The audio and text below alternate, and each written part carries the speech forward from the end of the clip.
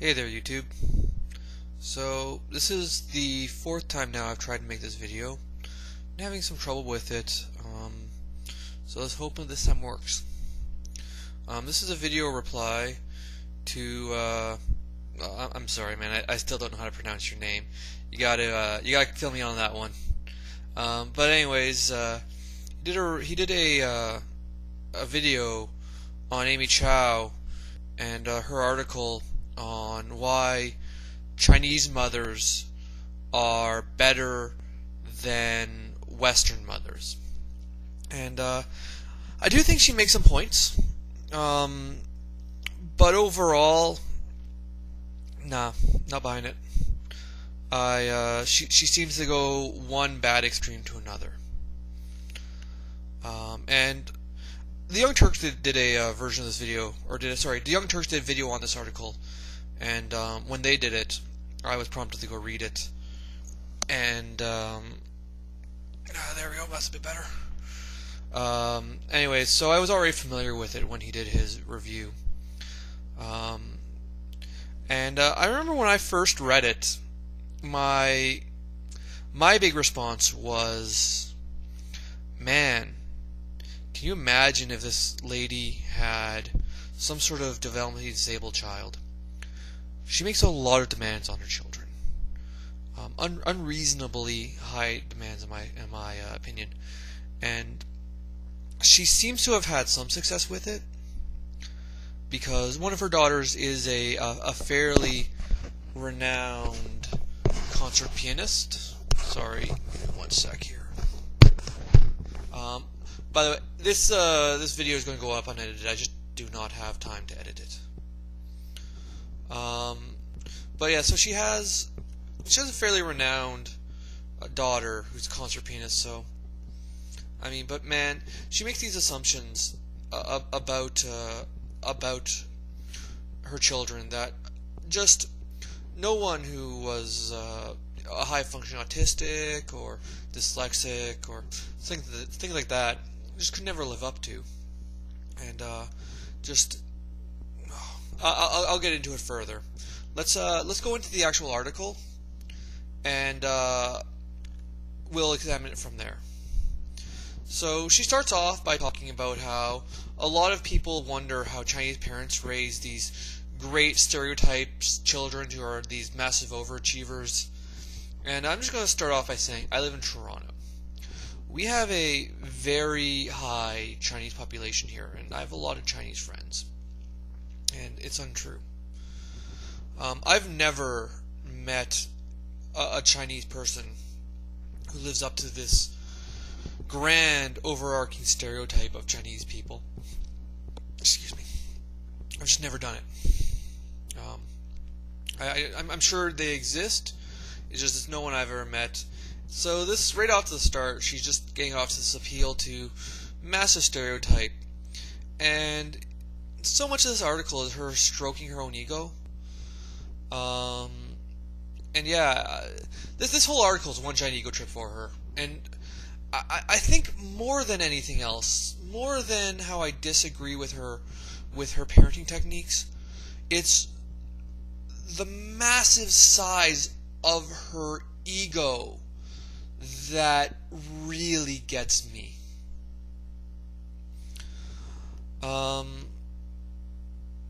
So anyways, after that, she goes on to list like things her children are and aren't allowed to do. Starting off the list is attend sleepovers and have playdates. And right off the bat, I'm against her. So much of growing up is about learning how to interact with people, learning how to make connections and friends, and long-time meaningful connections that will mean something in adulthood and teach you how to make more meaningful connections in adulthood.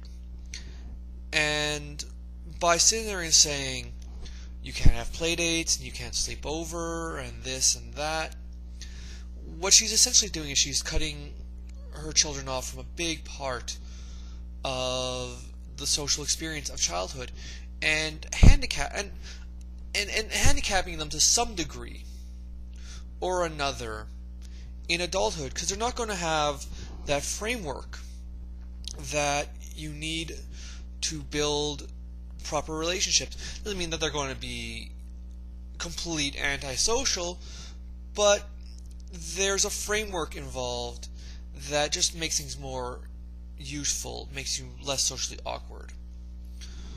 And it's not to your children's benefit to not let them socialize. After that, the next two on our list are be in a school play and complain about being in a school play. I'm guessing this is something of a sore spot because that's kind of specific. I'm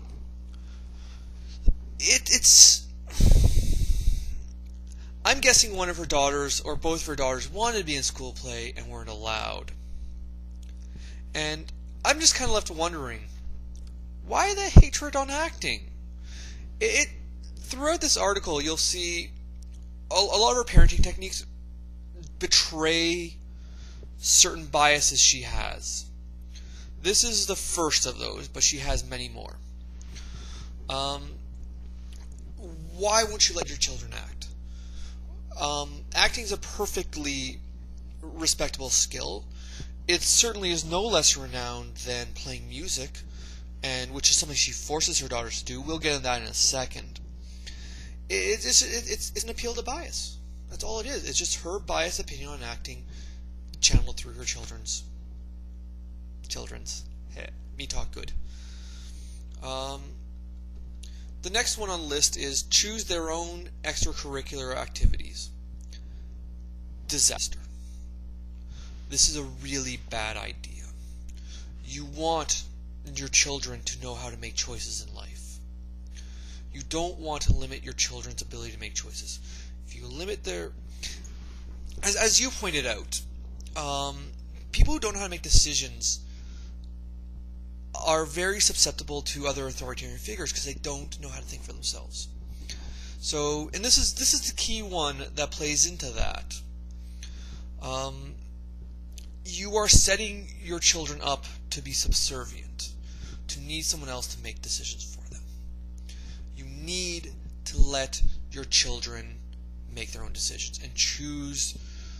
You set boundaries, of course, but you need to give them the options and to make them feel empowered that they are capable of making their own decisions, so they know how to when they're adults.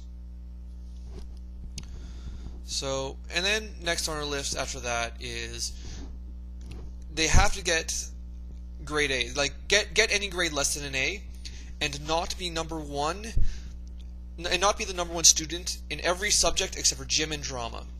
And here's another one of those appeal to stereotypes. I'm going to deal with these in order.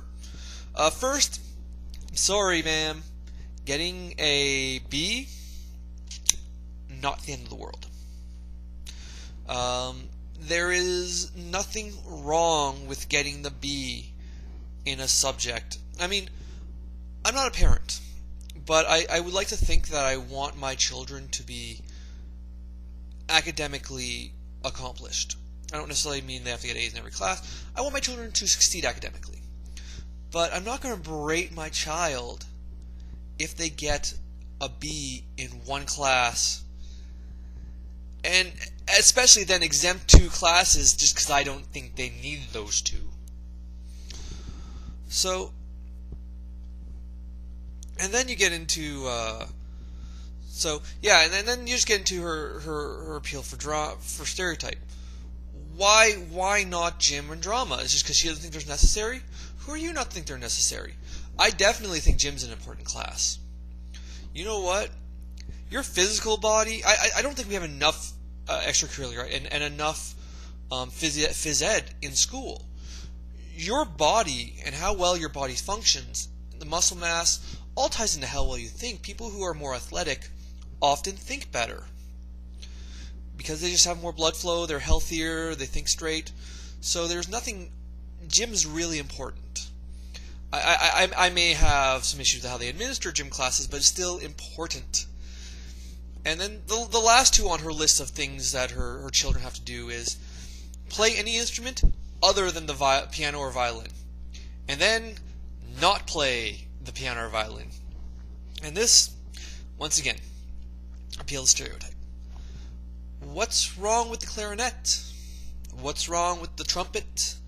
What's wrong with the bass? I've played all three of those instruments. Never well, but I played them. Just because you like the piano and the violin doesn't mean you should limit your children's options based on those very lame biases. Once again, it goes into you want your children to be able to learn to make choices in life. And if you just sit there and say you only get to play two instruments and you have to play those two instruments, you are limiting your children's ability to make decisions. And why the piano? Why not some other respectable, even high class? Why not ballet? Why not let your children go off to become ballet artists? Ballet is a very respectable skill. So I don't understand the bias for piano and violin. And I love both piano and violin. I'm a big fan of, like, Vanessa Mai is a wonderful Chinese violinist. I'm a huge fan of hers. But I don't understand why you have to be in only those two. I know I would want my children musically accomplished, but I would give them the option of choosing whatever instrument they want.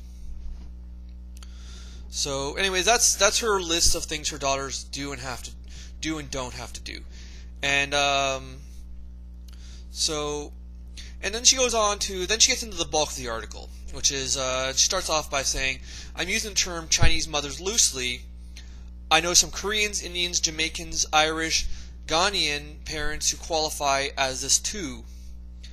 And that just leaves me to ask one question. Why are you qualifying this based on ethnicity then?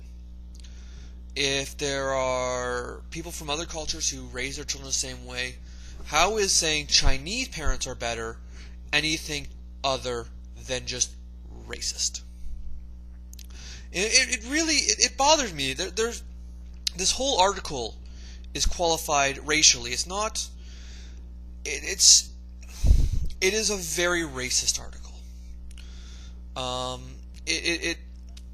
going to leave it at that. But there's no reason to qualify these parenting models as racist. We all know that there are Chinese people who don't raise their children this way. I know people from mainland China who don't raise their children this way. This is it's racist. It's racist. It's incorrect.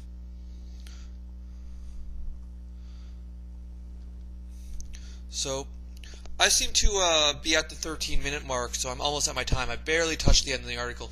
This video may actually go into 3 videos instead of 2 like I thought. I'm going to cut this off here and upload it. So I'll see you in the next